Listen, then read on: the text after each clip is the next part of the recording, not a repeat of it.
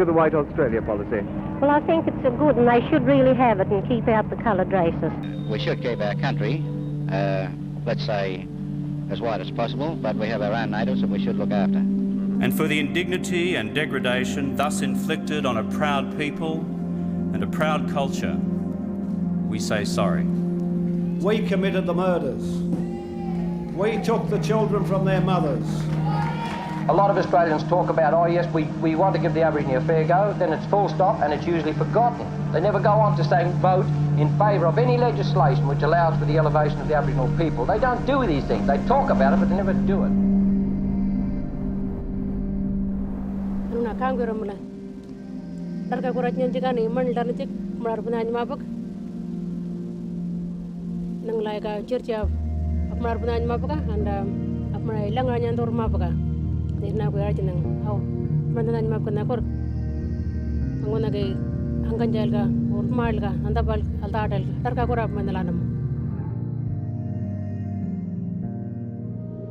We deserve to be recognised. We deserve to be heard. And we deserve to be celebrated. As people. As role models. As warriors.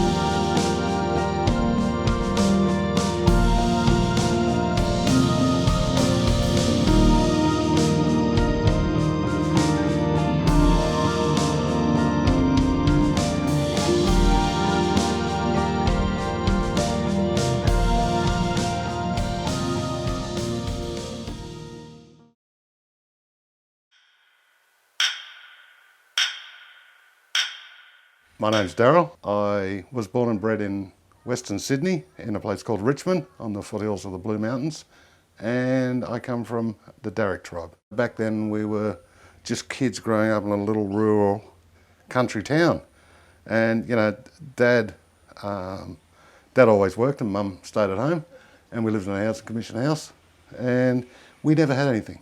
We never had no spare money. We never had a car. When Dad did have a car, it normally had a flat battery, so we had to push it to start it anywhere.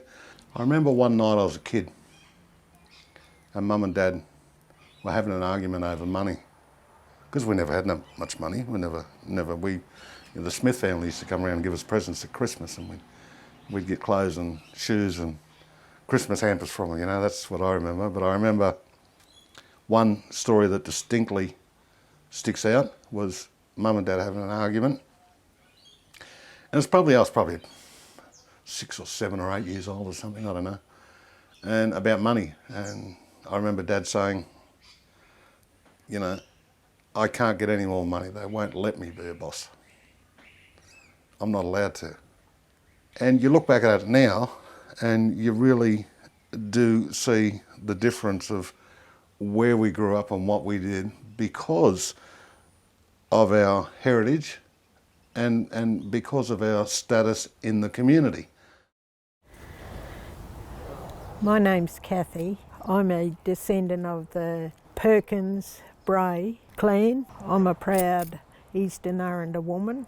I do not claim my European side. They never contributed towards my upbringing. I was born in Alice Springs.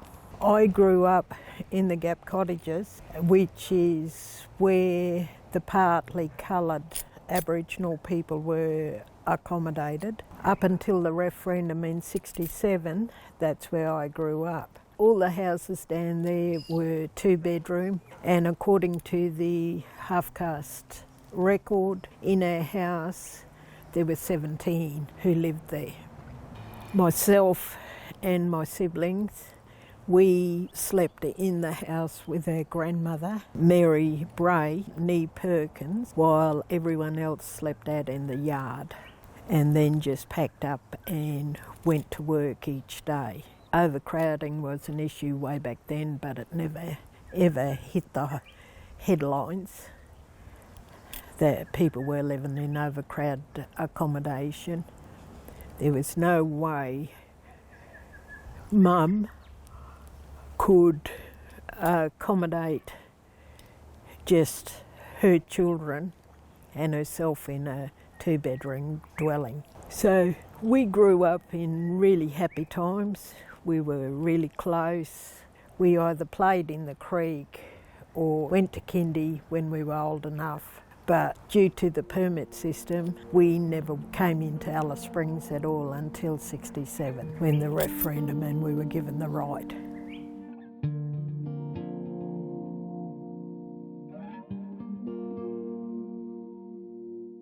Grew up in Barntra country, which is Alice Springs. Our mum was a single mum, so we had a white father and he left us when we were quite young. We left Alice Springs after primary school. I had just reached high school at that stage, and then we lived in different locations around Australia, in lots of little towns and major cities. We did a lot of travelling. The first place that we actually went to was Hobart, and I recall the school there, going to school there, and a lot of the kids there were quite racist. I didn't realise at first, but then we heard all of these stories around school. Yeah, I think they were difficult times for all of us, particularly moving from Alice Springs, where you still had some things that you're going, but majority of the population and the school were Aboriginal kids. So, moving from that to where you're the minority and yes, maybe you were the only Aboriginal person.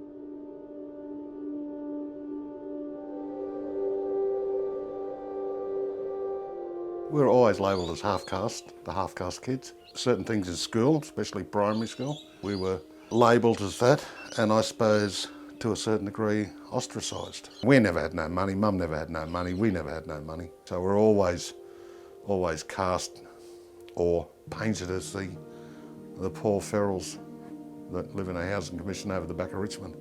To us it was water off a duck's back. We didn't care.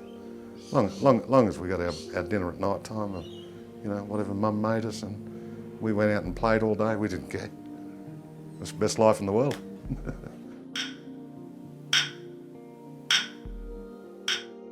I'm John Wayne Parsons. I'm a proud Yagurrabal and Miriam-Lair man from Queensland. I'm a father, I'm a husband, I'm a community man here living in Melbourne. There's a group of islands called the Torres Straits, also known as Zenith-Kes. We're seafaring people, that's what makes us different. But even to our Aboriginal brothers and sisters and my mob down on the mainland, they're very distinct in their own rights. Right across this nation of Australia, we have our own belief systems, linguists, our languages, our songs, our ceremonies and belief systems, and also our cultural, historical heritages as well. My name is Currie Arabina. I'm a very proud Celtic Torres Strait Islander. I have ancestral connections through to Murray Island, often referred to as Mur. What was also really important about the contribution of Torres Strait Islanders, not only to Australia but to the world, has been through the establishment of the legal case, which disrupted the view of terra nullius, which is that this land was not inhabited by people when it was first colonised. Murray Island was the place where they were able to demonstrate a continuing cultural connection to place. And as a result of that, we've established international land rights and land use legislation in this and other countries. So it has been a landmark case with ripple effects that have gone on beyond what our Australian context provides.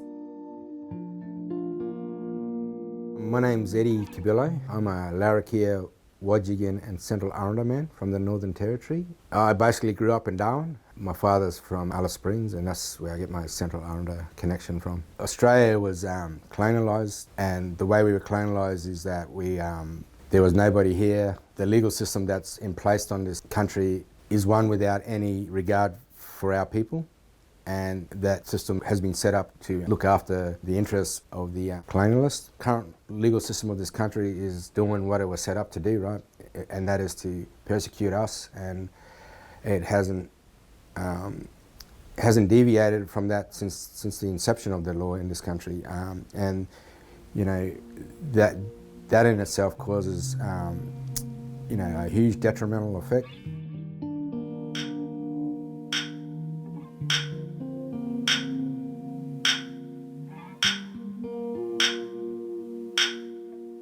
When I completed my studies, I did my articles, which is a year on the job, and to then become admitted as a practitioner. I did that with the Northern Territory Legal Aid Commission. I remember on my first day as a admitted practitioner, I was in Court 1 in Darwin, and it was fairly packed. As you can understand, you know, 85% of the prison population is Indigenous. People are 33% of the whole of the Northern Territory. So the court is predominantly packed with Indigenous peoples. And the court orderly walked over to me and informed me that I should be sitting behind my lawyer in the next row. And despite me having all my files and other things that I needed for my first day on the job, she still thought that I was a person who was coming before the court. And then I said, oh, look, it's my first day and you sort of ruined that, and I'm already nervous, but you've made it worse. And then she went to sit back down, and then the other orderly came over and basically told me the same thing, right? Perception is a huge thing in our society, and particularly in the justice space. If you're a person of colour, whether you're Indigenous or not, it's perceived you're usually in trouble with the law. One thing I did learn as a kid is I learnt to fight very well, because if I didn't, I was going to get punched all the time. So, and that's went on throughout my life. I got myself into a lot of trouble because of that. But that was one of the outcomes of me standing up for myself. And you know, I learned a lot of things, and one of them was how to dodge a punch. The other one was how to talk back to them without fighting. So that's one thing I learnt too, because sometimes that's better than doing that than fighting. But I got into a little bit of trouble with the police over the years. It was mainly due to alcohol, I must say. And you know, when we were all young and heroic and silly at the same time. But I can't say categorically that I was targeted by them. I certainly, because of my status in the community, it didn't help me. It didn't make them my friends, like it did with some people, but we're all very cautious. We grew up to be very cautious. Indigenous people are the most incarcerated people in the world, also renowned for not following international treaties. We are the only colonial nation in the world that hasn't had a treaty with its First Nations people. Our people die earlier than non-Indigenous people in this country. You know, a young man of 18 years of age is more likely to be incarcerated than he is to go to university. We've had, you know, numerous inquiries and royal commissions that have given recommendations around the issues facing our people, and we constantly are ignored. And the reality is, without engaging with Indigenous peoples and interacting with our laws and our systems, Indigenous people who are still practicing their laws and customs and cultures to this day are going to come up against a legal system that is systemically racist. Mum and Nana never spoke Aranda until the 67 referendum. They'd whisper it, you'd hear words of Aranda words every now and then, but then you'd hear them whispering or talking in real low tones to each other. And then once the referendum and we moved into town,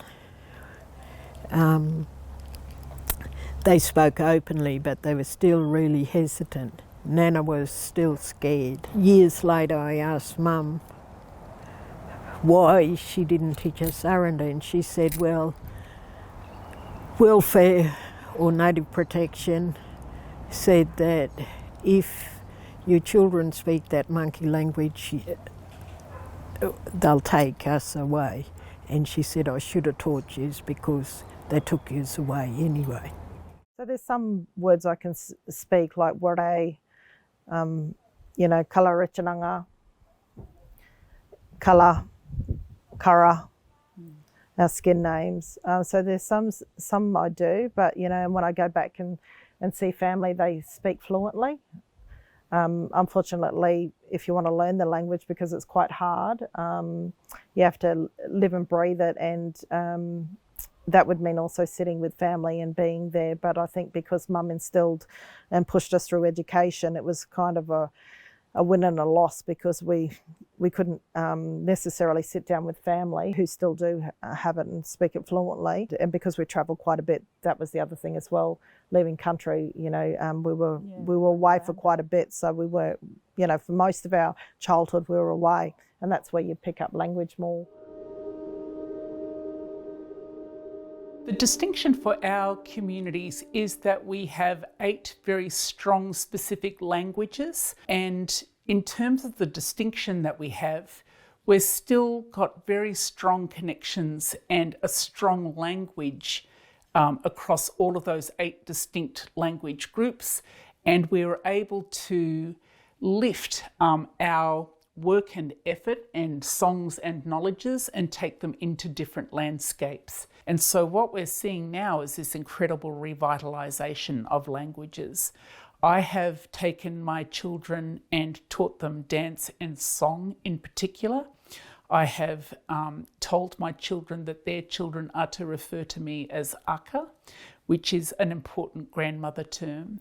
And in turn, I am able to tune their ear to Torres Strait Islander language by singing songs at the times before they go to sleep. So imprinting language into the ears of my grandchildren has been a very important strategy, not only for survival, but to tell them that they belong somewhere other than an Australian society. They have got within their veins and through their voice and their mannerisms and how polite they are and how they behave towards elders in particular.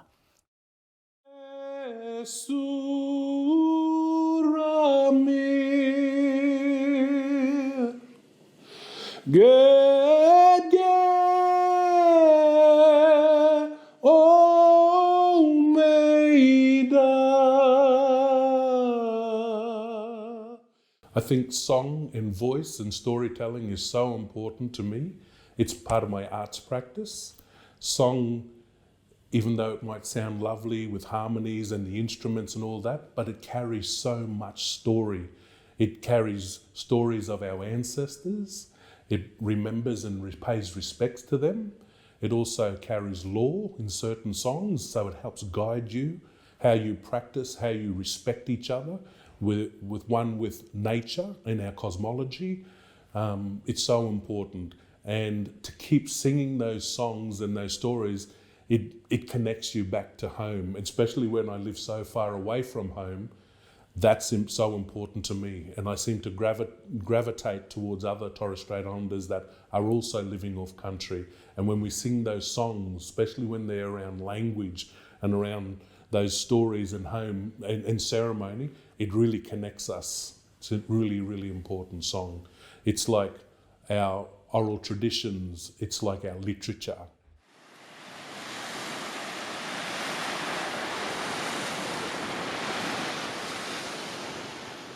Art, culture, music, song, dance are some of the life ways in which Torres Strait Islanders express themselves, express events, and also express opportunities.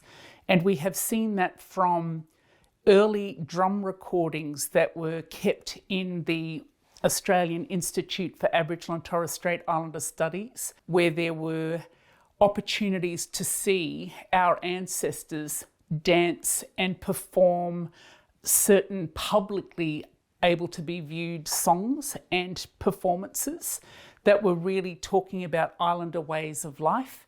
It was also really important from a philosophical point of view, where people could understand some of the, for want of a better word, the dreaming stories of our places and connections.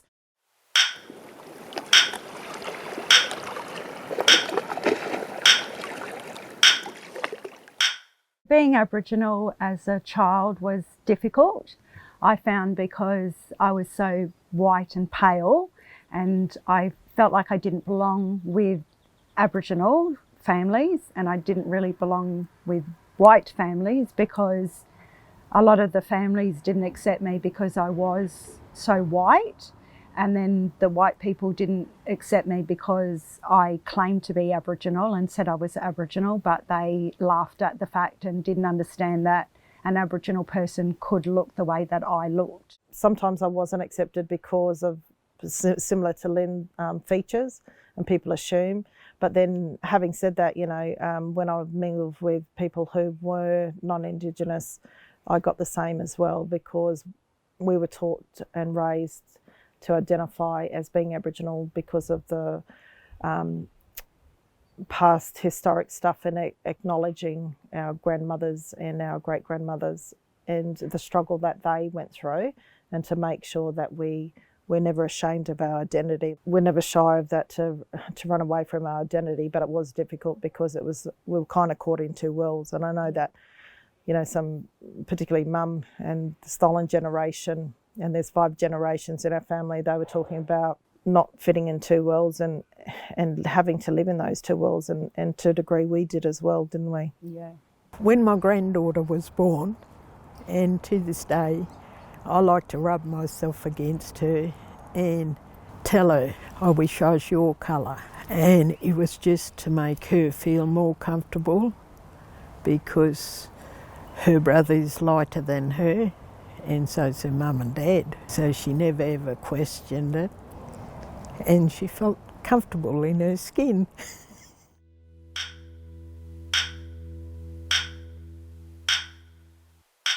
We used to come together and practice and feast around those times. After a performance, you would have just an incredible buzz. And some of those things helped me, as a fair-skinned Torres Strait Islander woman, represent myself and my ancestry out there in the world. It is sometimes deeply challenged, this personal identity that I have, and I used to be either or. It was either I am all Torres Strait Islander, or I am a person of my mother's lineage, because my father was Torres Strait Islander. And in our culture, you always take the father's line. And so for me, that was very, very powerful. And the other thing that's been helpful for me in terms of my identity now is to really honour my mother's contribution to who I am and how I be. To answer the question, yes, I was proud to be Aboriginal when I was growing up. There was a lot of times I couldn't run away from it because it was there. I couldn't run away from it, so I had to stick up for it. So I wasn't going to stick up for something I wasn't proud of. There was times that I was physically and verbally attacked because I was that when I was growing up. And you can't stand there and put your tail between your legs. You've got to cop it on the chin and still be proud and still speak up for what you believe in. Because if you don't, they'll take advantage of it. And, you know, I was hurting enough at the time. I didn't want to hurt anymore. And the only way to not hurt anymore is fight back. And when you fight back with dignity and strength. And that's what we did. I think it's important to remember to not forget where we come from, not forget who we are, not forget the history of it, but we need to look forward. We need to look forward and we need to go forward.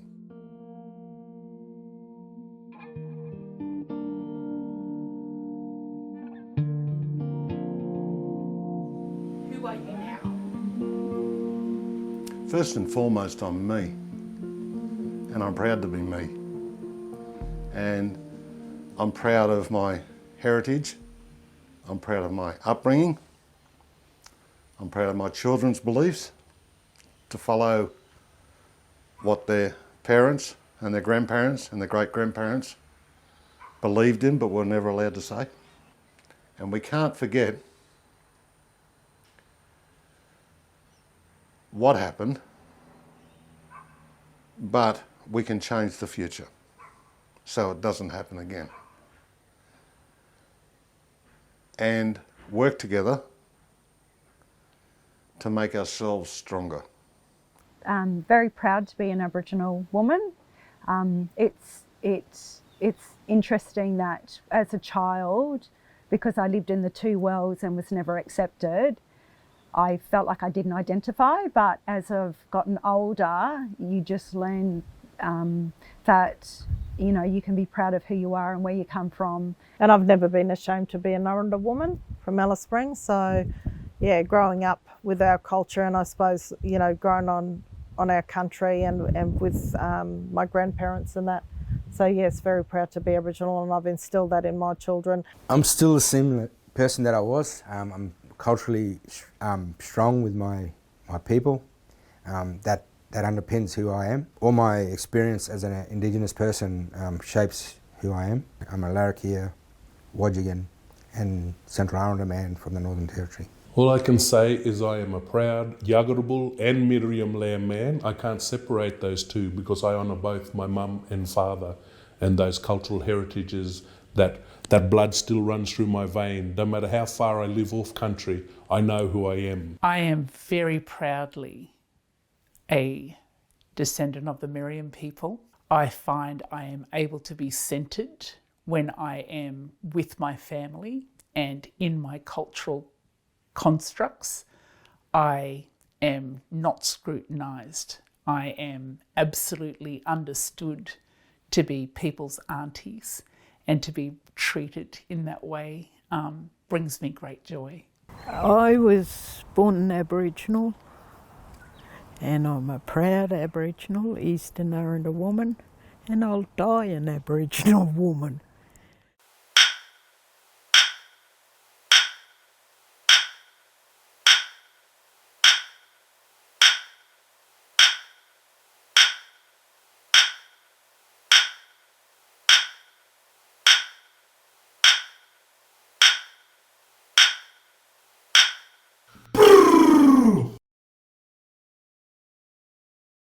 I'm a Darug woman. I'm still here despite the genocide of my mob since colonisation. Am I different from what you expected? I follow in the footsteps of the strong Eastern Aranda women who came before me. Are we black enough for you? I aspire to uncover and decolonise all of the black, queer and gender non-conforming mob within our communities. How are you empowering the voiceless? I am proud of my ancestors, I am proud of the knowledges, and I am proud of my community. Are you proud of your ancestors? I am a strong Palawa woman who is committed to self-determination for our people. Are we too angry for you?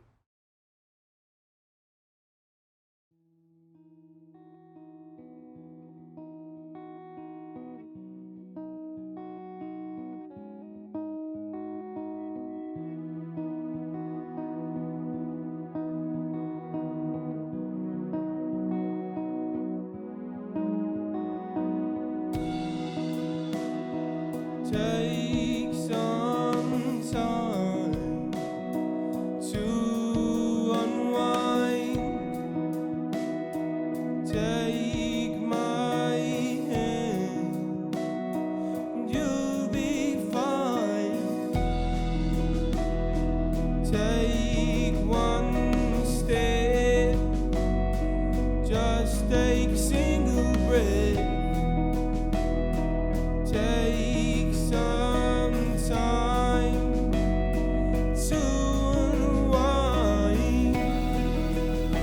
And I've never been here before, and I've always liked less than more, and I've never done as I'm told.